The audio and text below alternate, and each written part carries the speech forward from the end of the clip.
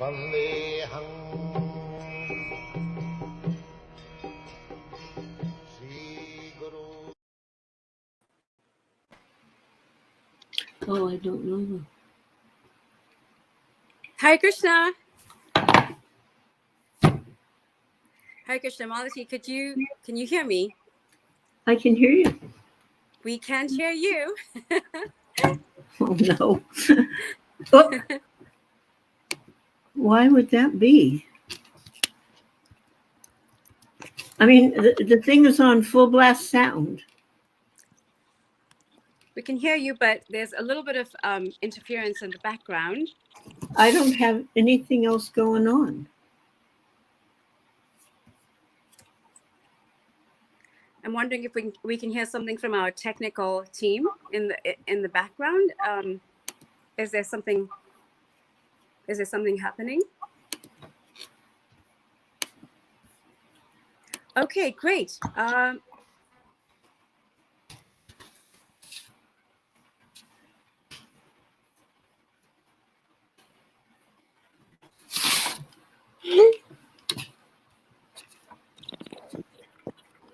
Okay, thank you so much. So, welcome, Malati Devi, to the show from the Vaishnavi Ministry with a series regarding the book Bond of Love. So, I just want to quickly introduce Malati. Malati is one of our senior. Thank you, a Bond of Love. Malati is one of our senior spiritual leaders in ISKCON, the International Society for Krishna Consciousness. And she actually in 1998 became the first Vaishnavi to be elected to serve on the GBC, our governing body. So she met Srila Prabhupada in 1967 when she was also initiated by him. And in 1968, together with 5 other devotees, Malati flew to London to establish ISKCON's foothold in the United Kingdom. Excuse me, that was 6 other devotees? You know, Saraswati? 6. Oh, yes, Saraswati, of course. a little person. Yes, so in any case, so in 1997, Malati helped to organize ISKCON Women's Ministry, which paved the way for the provision of equal facilities, full encouragement, and genuine care and protection for the women in ISKCON. But more than that, she is a friend, mentor, and guide to so many devotees, including myself, from all walks of life. And she's always ready and willing to assist and support devotees. So I thank you so much for joining us today, Malati. But before we start, I just want to encourage the viewers, go ahead and start a watch party and invite friends to come in and join this important interview as we hear from Malati, and like and follow this channel. So thank you so much, Malati, for joining us today. So I'm just going to go ahead and ask you a question, the very first question. Could you just give us a little history as to how this amazing book came about? Yes, I could do that. Thank you. Physically, I was sitting in the back of a taxi cab with one of my very dear god sister who prefers to remain anonymous. We were going from Juhu to Chopati to attend a Pushpa Abhishek.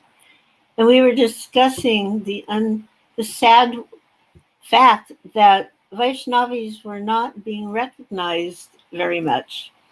And not only that, Srila Prabhupada himself was often being characterized as, I hate to say the word, but he was being called out as being misogynist. And it was really distressful. Anybody who had any personal association with Prabhupada never, ever had that kind of an experience.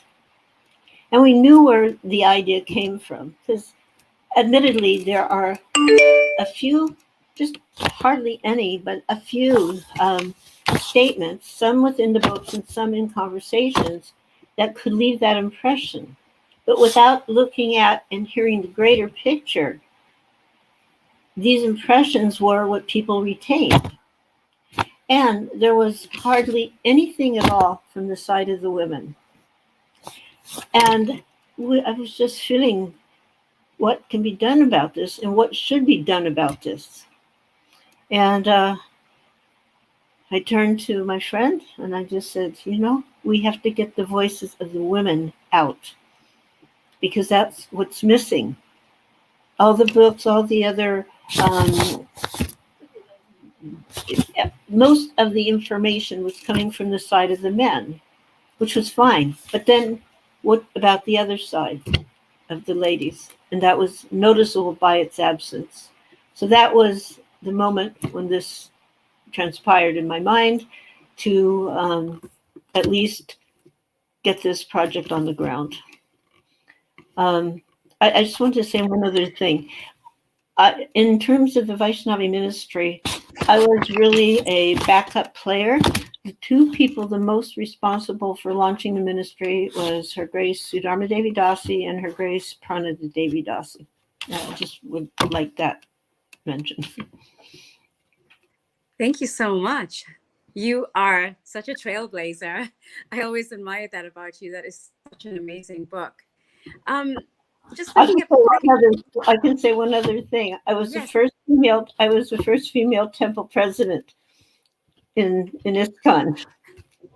And when I went to the first temple president meeting in North America, when I entered, all heads looked up at me, and one of them said, "What's she doing here?" Radha Swami said, "She's a temple president." And he goes, "Oh, that little house full of women in Ohio?" At which point I said, "Yes, that little house full of women." Who were full on deity worship, full on traveling Sankirtan, full on teaching 7 days a week. Mm-hmm. We had two other centers active coming from that little house full of women.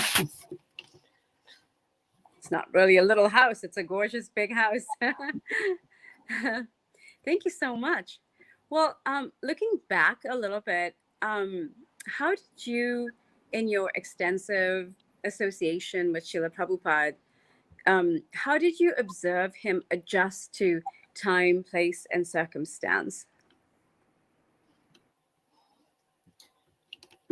In one way, we didn't realize how much he was doing that in the beginning because we didn't know anything at all. We didn't have any preconceived notions about, quote unquote, the Vedic civilization and lifestyle and the place of women and all that stuff that flowed in after the fact. So we actually at first didn't realize what, speaking of trailblazers, what a trailblazer Srila Prabhupada himself was. Mm-hmm. And as he said in a letter to Guru Das, I have always accepted the service of the ladies, of the women. Mm. But that was a very unusual thing in reality, according to the so-called Vedic standard. And Prabhupada also used that as an example of how his innovation of including the women was a major reason for the success of ISKCON. Mm-hmm. Mm-hmm. So there was, I would like to mention back to the book, which is the main point of this conversation, is that our intentions for this book included to ensure that Srila Prabhupada's female disciples, the women's voices, are on record for posterity. It's not just a book, it's actually a document, a documentary. Mm-hmm. And to show how the lady disciples, the women disciples, strongly felt Srila Prabhupada's signature love and care, and to reveal the instructions and the lessons Srila Prabhupada imparted to us. Mm-hmm. To show that Srila Prabhupada had equal love and affection for both male and female disciples, and giving both due credit for their lovingly performed services. And the fifth point was to show how Srila Prabhupada transcended constraints of physical age, time, place, and circumstance, mundane social customs, as he implemented standards of ancient Vedic teachings by including the participation of women in his successful efforts to establish a worldwide mission. So these were the prominent intentions behind this book. Wow, thank you so much. You find in various different books that disciples of Srila Prabhupada are writing right now, you find you're spotlighted in so many different stories. And I'm curious, can you share how did Srila Prabhupada engage you specifically in service? That pretty much happened immediately. And again, it didn't occur to us that this was something special, that women would be wholeheartedly engaged in serving Krishna and in serving the mission in particular. And there's many stories that attest to that. For myself, I've never taken the idea that being a woman would prevent me from being part of Krishna consciousness, because that was in the beginning, that was there, that we were all together. You could say shoulder to shoulder, we were serving this mission, to quote Prabhupada, pushing on this mission. Some personal services included cooking for him, for example, purchasing deities for various temples.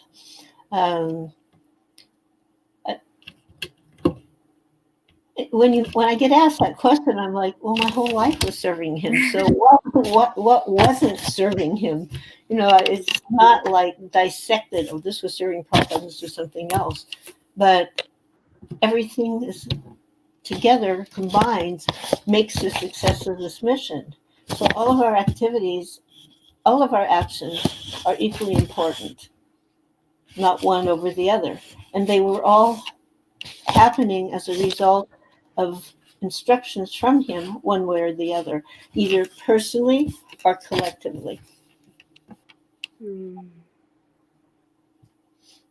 Yes, I really like that point about everything was service. And I being your neighbor, by the way, I think I get to see that on a daily basis. This how your entire life is really in service to Srila Prabhupada. You're always engaging devotees in Srila Prabhupada's service and trying to establish that relationship. So personally, we're always grateful to see that and to see that in action, how you're actively serving on a daily basis. How would you say Srila Prabhupada provided protection for you, specifically, and for other Vaishnavis in the early days? By giving us transcendental knowledge, by teaching us how to live our lives in Krishna consciousness. There can be no greater protection. But he was definitely concerned that his devotees, male and female, felt protected. This was wonderfully demonstrated in an incident in California, where one Vaishnavi had lost her husband at a young age, 22 she was, and she had a little 6-month-old baby. And she was wondering whether or not she should even think about getting married or not. And she consulted her brother, who was also an initiation devotee, and he suggested, let's ask Prabhupada. So they got an appointment, and they were coming up the stairs to his room. They opened the door, they make obeisances, and before their heads could get up from the floor, he said, so, you want my opinion? They hadn't even told him, but he knew. This was one of the beautiful mystic aspects of Srila Prabhupada, which I'd also had experience with, that you're there, you have something in your mind, you haven't said a word, and he knew what it was. So he goes, they're putting their heads up. He goes, so you want my opinion? Now what are you going to say? No? Don't want your opinion, Gurudev? But if you say yes, you have to be prepared to follow those instructions, right? He said yes. And he said, well, it didn't work the first time. What makes you think it will work a second time? Mm. Better for you to train your daughter to become fully Krishna conscious. And so her brother said, well, I think she wants to feel protected. And when he said that, Srila Prabhupada leaned forward. He was very concerned. And he addressed both of them. You don't feel protected? You don't feel protected? Asking them both. And the fact was, in his presence, we felt fully protected. Mm-hmm. So that question really concerned him because he was concerned for all of his disciples, male and female. And that protection comes through following the instructions he so lovingly belabored through writing his books. I was just reading a remark by him, more than a remark. He was lamenting that devotees were not reading his book. And he was saying, what more can I do? I am working so hard day and night to give you this knowledge. And if you don't take it, what can I do? Mm-hmm. So the protection was always there by accepting his instructions and following his instructions, because you can accept but not follow. So accept them and follow them. And when you do that, you are enveloped in his loving embrace. You are protected. Wow, thank you so much for that. It just kind of opens up the whole concept of protection. It seems like, we're always seeking some kind of physical protection or some kind of tangible protection, but this is really a protection that everyone can experience because it's right there. It's tangible in its own way, and it's eternal. So thank you so much for that. How would you say has your relationship with Srila Prabhupada deepened over the years since his departure?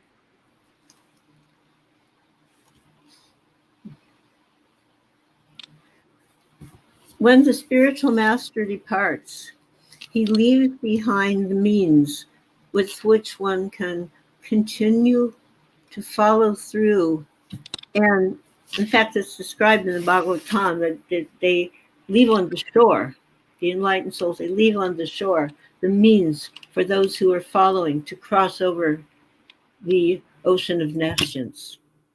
And those means Srila Prabhupada left through his totally tangible teachings that are recorded, that are in video recordings and audio recordings, but most of all through his books. These are the means which he's left for us. Mm-hmm. And what was the question again? How has your relationship with? Okay. Yeah. So by keeping in contact with Srila Prabhupada through these means that have been left behind and applying them in your daily service. So, there's some personal experiences which I would, individually I could share, but not on a known broadcast. But just like Prabhupada would talk to Krishna, and he told us, as we purify and we become fully purified, we'll also be face to face and talk to Krishna. We'll hear him and he will hear to us, and we will speak together. In the same way, by endeavoring to serve Srila Prabhupada, and whether you're his direct disciple or one of the grand disciples, that endeavor is equally powerful and valid. And you develop through that hearing and serving. We can hear, but there has to be the service as well. Mm-hmm. And that opens the chambers of your heart in such a way that you feel your connection with Prabhupada, because there becomes like a clearing, a reality that you've heard about that is suddenly in front of you, and you're experiencing it. And it's not limited to the members of the Hare Krishna movement. I have had people who have visited the temples, especially here in New Vrindavan, because we have to say Prabhupada's presence is very powerful here, what with the palace and the deity and the temple, very powerful. But anywhere where there's service to Prabhupada and his image is there, his pictures are there, his books are there, people come and they have an experience. Mm. I have seen people stand in front of Prabhupada, didn't even know who he was. One person turns, does he ever speak? In front of the Murti, does he ever speak? They see him, they feel him, he's alive, he's there. I've seen people, tears coming out of their eyes. They had never met him. They hadn't even read a book, but his presence is so strong and so fixed that it is completely possible, and it's happening, that people develop a relationship. But as devotees, that relationship deepens and develops through active, steady service. Mm. Thank you. And I had an example where you hear, it's not like, did I just hear that? You hear, when he's speaking to you. On my first trip to New Vrindavan, when I entered the temple, it was such a stunning experience. I couldn't even bow down. I just stood there like stunned. And I was looking like I'm standing still, but inside it was like this. And I looked at Srila Prabhupada from the door, from the entry, and I'm seeing him there, this beautiful, beautiful form of Srila Prabhupada. And he started speaking to me. And he raised his hand and he told me, now stay. Now you stay. Don't go. There's other ones, but once you get into the realm of service, you get into the realm of exchanges, and you get into the realm of his actual presence. Mm. Thank you. That's really enlivening for a person like me, a grand disciple, who's never met Srila Prabhupada, and it's really it's enlivening for me, and it gives me a sense of real deep peace. Thank you, Malati Prabhu.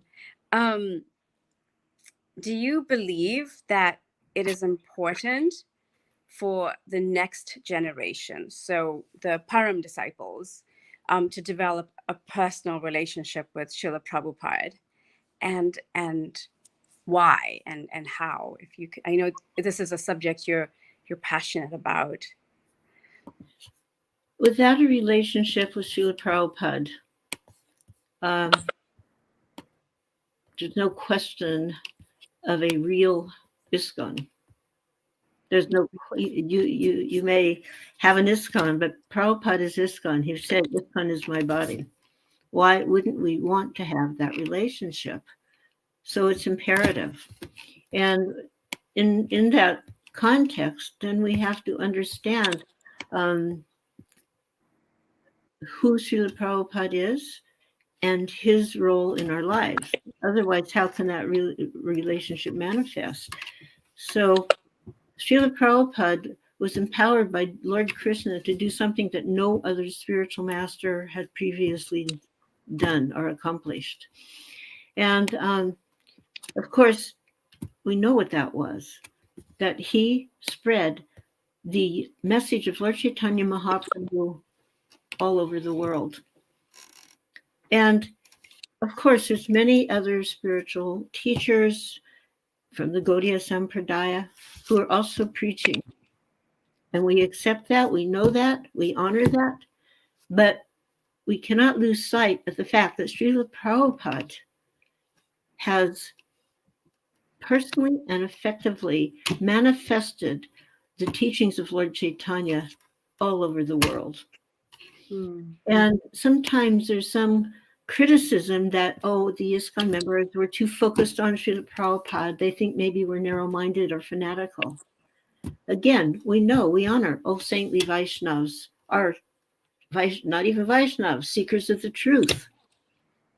But as members of ISKCON, we are bound heart and soul to the teachings of Srila Prabhupada as expressed from the Bhagavad Gita as it is, Srimad Bhagavatam, Chaitamrita, etc. Mm-hmm. And if we cannot understand his position, then we limit the amount of advancement we can make, and simultaneously we weaken ISKCON. So he was not just, and people, I'm constantly speaking on these points. So, some people think, oh no, here she goes again. Yes, here I go again, because, I see what's going on as I travel. Now I'm traveling by Zoom, okay?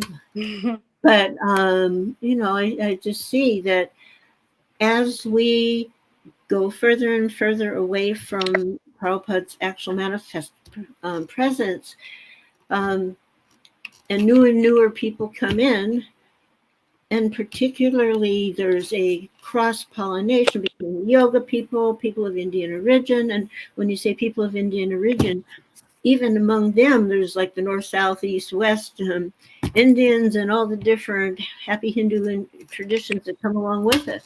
But we're following Prabhupada's teachings of Gaudiya Vaishnavism, which are intended to keep us very clearly on the path of bhakti, of devotional service to Sri Krishna. And this, as was taught and expounded by Lord Chaitanya Mahaprabhu. And in the Antya Lila, the Chaitanya Chaitamrita, it explains how the fundamental religious principle in the age of Kali is what? Chanting the holy names of Krishna, the Hare Krishna Mahamantra. And it explains that no one can successfully preach the Sankirtan movement without being specifically empowered by the Lord. And such a person is known as Shaktavesh Avatar, empowered by the Lord to fulfill a particular mission. This Srila Prabhupada did. He's an acharya. Acharya means one who teaches by example. And he never claimed fame or prestige for his accomplishments. But when asked about his success, he would modestly say, well, if I have done anything, it is that I've always followed the teachings of my spiritual master. I have not deviated. It's by his mercy only there's any success. So he was 10% loyal to his spiritual master. And we should take note of that and realize it's not being fanatical to be connected to and loyal to Srila Prabhupada, at the same time being respectful to other persons of our tradition and persons outside our tradition, saintly persons. Mm-hmm. Mm-hmm. Thank you. Thank you so much. What about Srila Prabhupada convinced you that you should dedicate? I mean, it's kind of it's a question I think you've covered a little bit in your previous answers, but what was it about Prabhupada that convinced you to dedicate your life to him, even after all these years? He built strong faith through lectures, his honesty, his transparency, his loving care and guidance. There were no scandals surrounding his character. Mm-hmm. He embodied faith in a world of cheating and disappointment. And faith inspires gratitude. Mm-hmm. Gratitude means there's an obligation on behalf of the receiver, an obligation that is experienced through loyal service. Mm-hmm. Mm-hmm. Mm. Prabhupada wanted, what did he want? He wanted us to become lovers of Krishna. And to attain that love, as his followers, we follow his instructions, not someone else's. So following his instructions as he gave them, it's not sentimental, it's essential. Mm-hmm. We have a nice comment here that I can see that was put up on the screen. It is not fanatical to be respectful to and loyal to Srila Prabhupada. Very good. Nice comment there. Yeah. So, Malati Prabhu, we had a little bit of a technical glitch right before we started, and I'm actually on the broadcast with my phone. So I'm just going to ask you if you could look on your top right corner to where you see comments there's a little chat section. And if you can go ahead and just see if there's any questions there. It's just for some reason it's not coming up on my phone. If there's any questions there, would you kindly just perhaps choose a question that you see that you'd like to be able to share, and then Shamasaki who's our little background genius there, will put it up on screen.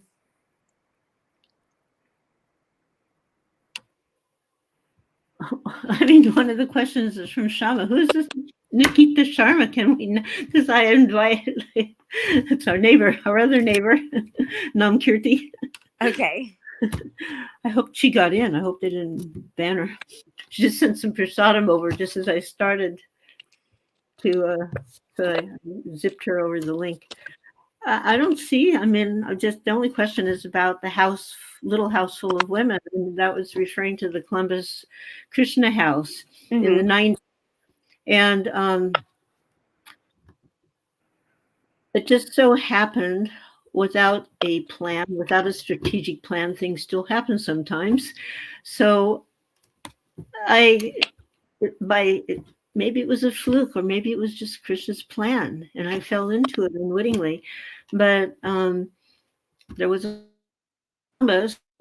beautiful.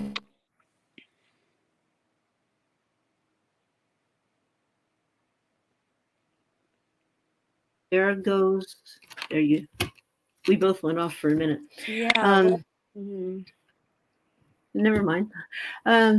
So little by little, it just so happened that place was going to be closed down. And I remember thinking, wow, Prabhupada said, when you open up a temple, you should never close it. Particularly, there were deities there. So I was like a little perplexed, and I said to another devotee who had a little something to do with it, like, what's happening, She said, well, kind of casual. It was Gopa. I said, well, And I said, well, maybe I can help. She goes, yeah, well, we're just having a meeting today, so I'll mention it. So she came back and she goes, yeah, all right. No, that was it. There was no sit down and big discussion, nothing. It was just, they didn't even give me the keys to the place because there were no keys to the place. It was like open 7-Eleven. And, but I went to Columbus, and little by little, changed some of the dynamics, which I don't want to go into, but I can just tell you it was a little bizarre. And little by little, these wonderful ladies started coming. And I have to give a huge amount of credit to Radhanath Swami, who fully encouraged my service there and encouraged these ladies who were coming. And suddenly it was like, I won't say who the person who said it, is the wonderful God, rather it was a little house full of women, so much so we got another house. And when that got full, we just buy another van and go out on the road. And it was glorious. We had a weekly program up in Kent, Ohio, which was a place where it was very infamous for during the 60s. There'd been big riots, and the National Guard came in and shot 4 students dead on campus in the middle of the day. It was just, a scarred place. And we had a weekly program there. We had another house, physical location down in Athens, Ohio. And then we got a place in Louisville, Kentucky, and all out of that little house full of women. And it was kind of a magical moment. And then around like the beginning, maybe 2001, 2, 3, somewhere in there, a little transition started to occur. By transition, I mean we started to kind of have more of an integrated temple. Ladies would get married, and they and their husbands, they would choose to settle down in Columbus. So then we had this natural occurrence coming on, you know. Mm. So today, it's no longer a little house full of women. It's a little house full of wonderful devotees. Mm. In fact, it's way too little. But initially, it was the only temple that was only ladies. And when the men would come, which they did do, we would send them to Donaveer Goswami's for the men for training. You know, you need to get trained, we'd send them out, you know. So I had a nice relationship with that temple in Kansas City also. Mm-hmm. Wonderful. I will say one thing, that when people would come, like Dodi's, like the men would come to that, they were always so surprised to see. I mean, I don't know what they were thinking they would find, but here was a dynamically functioning temple that was actually being run and managed by ladies. Mm-hmm. Somehow I have like this very fairy tale picture now that you mentioned this little house full of women. Some kind of picture. I've had the good fortune of meeting some of the women who graduated, you know. Some of them live here in New Vrindavan. Yeah, exactly. I met one in India. I just noticed that there was a comment from Gopalashya Priya Prabhu, who's also from New Vrindavan, who's also was connected to the Columbus. She and her husband were the ones I like. They were the ones kind of dealing with it, take care of it. But they had so many other things to do. They do, you know, so they were going to transition out, and the place was going to be closed. But fortunately, that didn't happen. Mm-hmm. Mm-hmm. Wonderful. Malati Prabhu, could you just check on to see if there are any other questions that you'd like to answer? I apologize for this from my side. I don't see Gopal. Where is she? I saw her come up. I think Shamasaki put up a comment from her, just kind of a greeting comment on the screen. So she's probably watching in the background. I see another comment that is put up. Can you see it at the bottom? It's from Happy Free Carly. Oh, Carly from California? I mean, I don't see the comments you're talking about. Okay. It says, do you have a... Oh, okay, now I found them. Good. You're taking the place of the interviewer as well here.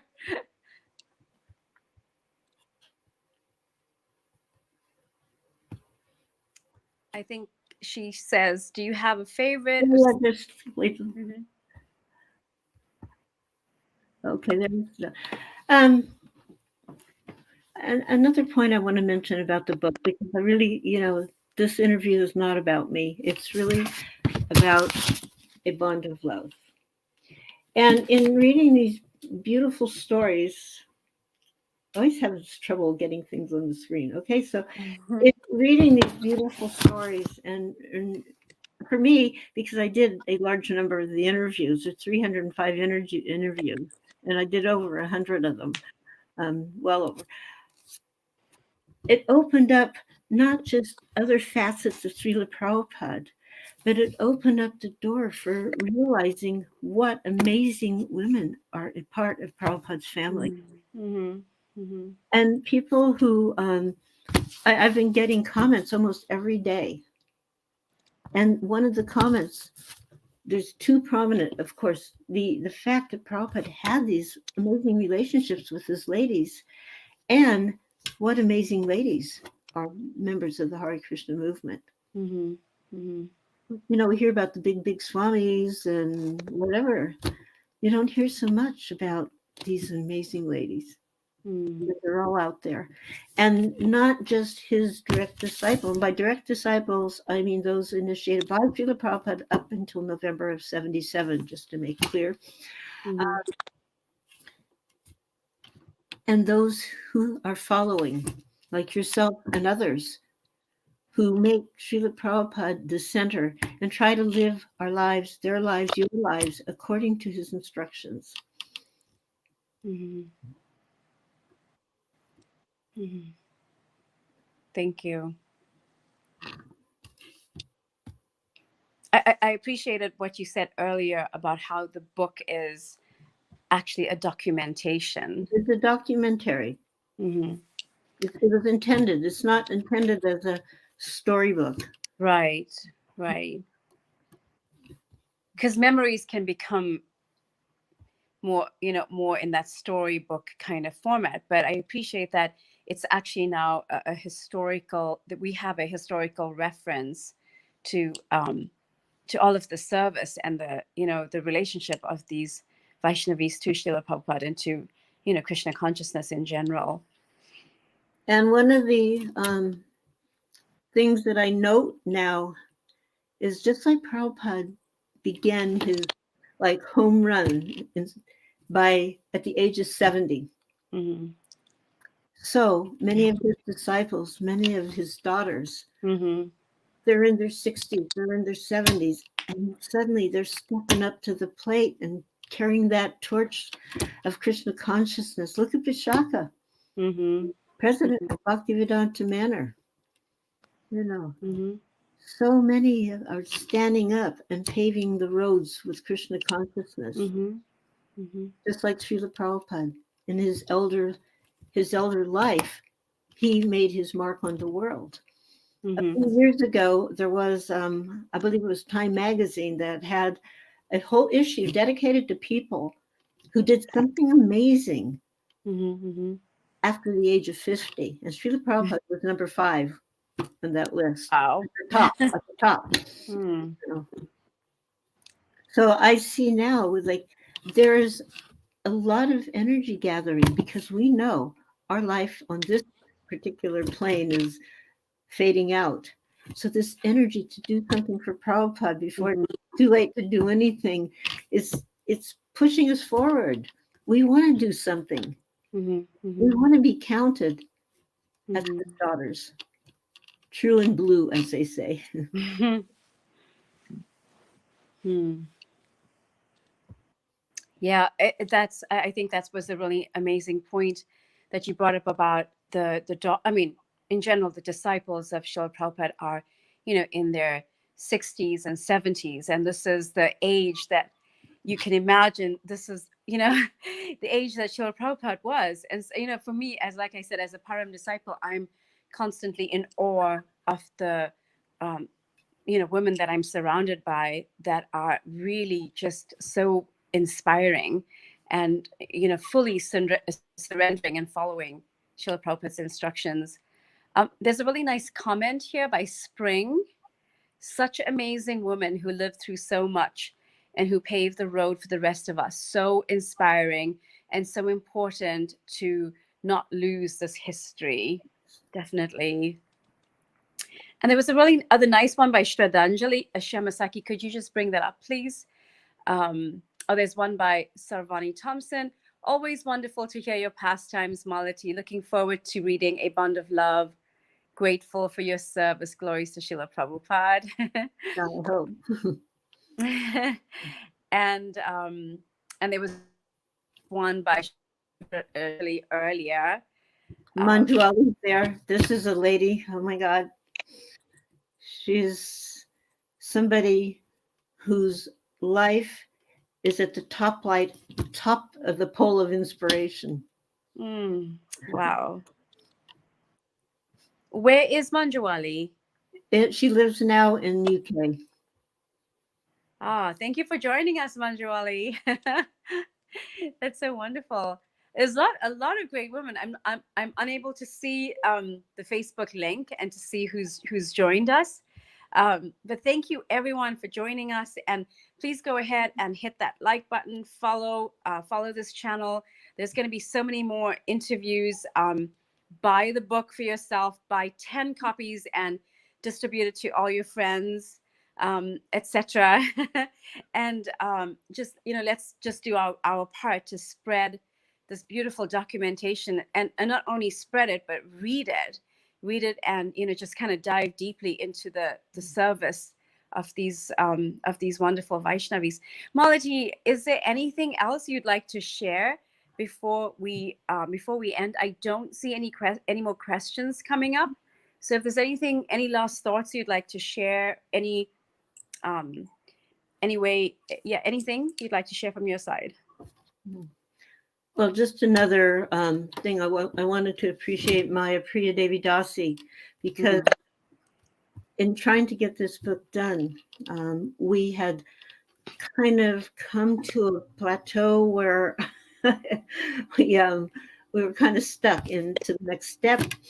And Malati became inspired by the Lord in her heart, by Srila Prabhupada, to do what she could do, which was take it to the final stage, because she has her own publishing company. She's the one who picked up pieces, brought them together, and launched it. And somebody just asked where you can purchase it. Amazon.com. Amazon.com. Amazon.com. And I want to mention, in doing this book from the very beginning, we had never any intention of using this book as a way of making money. This book is solely out there to further enhance the glories of Srila Prabhupada. Otherwise, where are you going to get a book of 300? Look at the size of this book. And there's like almost 600 pages, $20. Yes, it's throwaway. And if by some bizarre good luck that there happens to be any profit, it goes right to the Vaishnavi ministry, so that the ministry can continue helping ladies come forward and develop their Krishna consciousness and develop their skills in serving Prabhupada's mission. Absolutely. Yes, there's a link there to get a bond of love from Amazon.com, and also go ahead and go to the website VaishnaviMinistryNA.com, where you can sign up to get regular updates. Follow this page over here on Facebook. There's so many wonderful events that they're putting together, and behind the scenes right now. Yes, go ahead, Malati. Just another point I wanted to say. If there's anyone out there, God sister, who somehow or other was not contacted and was unable to submit an offering, it's not too late. You can go through the Vaishnavi ministry. You can send an offering of your remembrance of Srila Prabhupada, what inspired you as his disciple. And we print these on the Vaishnavi ministry website. And maybe in the future, we may be able to expand the book. I'm not sure, how that could or would happen. So that's one thing. And the second point is, yes, there's some errors in the book. As we were working in our limited capacities and our non-existing funding and all that, we tried to do our best to make sure that we included as many as we could. We tried to contact the people who had contributed after we edited them to make sure they were okay with that. And we weren't able to reach everybody. People changed. I just had a conversation yesterday with a god sister who wondered why she didn't get to look at the edited version of her offering. Well, we tracked it down, and that's because she changed her email address, and we weren't contacted about that. She changed her phone number, but we made every effort that we could through Facebook and other media to get a hold of people. We put the list of names that we were looking for. So finally, it came to the point: if this book was going to get out, we either go with it, what we had, and apologies to those we couldn't connect, or else we wait, and maybe by then everybody's going to be gone. So we went with it, And so apologies for anybody who didn't get included, and apologies for anyone who may have found some small discrepancy in their story. But it's really minimal. And the real purpose of this book, I really believe, has been fulfilled in projecting Srila Prabhupada's relationships with his women disciples and allowing the voices of the Vaishnavis to be heard. And then you can submit through the women's ministry, and we'll find out if there's a way to expand the book. But if not, you'll be on record at the ministry. Thank you so much for that. Thank you so much for that. I'm sure if you know out there, viewers, if you know of anyone, and and please encourage them to submit their stories to VaishnaviMinistryNA.com. And like I said, go ahead, spread the word, buy the book, buy several copies of the book. And so with that, Malati, any last words? Quoting Srila Prabhupada, chant Hare Krishna and be happy. Thank you so much. And thank you so much to Govinda Priya and Malati Devi's in the background, doing all that fabulous tech work and reaching out and creating these events. A lot of work goes into this. Yes, go for it. I would like to mention that Govinda Priya Devi Dasi is our North American representative for the Vaishnavi Ministry. We are looking for representatives in other countries. And if you know somebody who might be able to be inclined to do that service, you can contact me or Govinda Priya or the ministry itself. The international minister for the Vaishnavi Ministry is Her Grace Radha Devi Dasi. And she also now sits on the GBC. Wonderful. Shamasaki, if you can put up the email address to contact, for those people to contact the Vaishnavi Ministry, or maybe you can do it directly through the website. If there's any skills that you have, if you'd like to get involved in the Vaishnavi Ministry, go ahead and go through the website as well. There's always something for us to be able to follow in the footsteps of all the wonderful women that have given their lives in service in a bond of love for us to get inspired by. There it is. It's VaishnaviMinistryNA@gmail.com. VaishnaviMinistryNA@gmail.com. And even after also. Facebook as well. Yes, Vaishnavi Ministry. ISKCON Vaishnavi Ministry on Facebook. ISKCON Vaishnavi Ministry on Facebook. And if you just, if you follow this and make this a favorite, you will not miss any of the notifications. So the next interview will be with Her Grace Vishaka Devi Dasi, and I believe it's on the 16th of December. Oh, that's just in a few weeks. Yeah. Wonderful. Wonderful. For upcoming events, subscribe to the website there and you won't miss anything. Right. So with that, I'd like to thank you, Malati, for your time, your effort, your inspiration, pushing forward and getting this valuable book out, and for all of your other services. It's so inspiring. I'm personally so blessed. I feel so blessed to have your association, and I thank everyone for watching here today. Go ahead, like I said, share this broadcast, and thank you so much. Hare Krishna.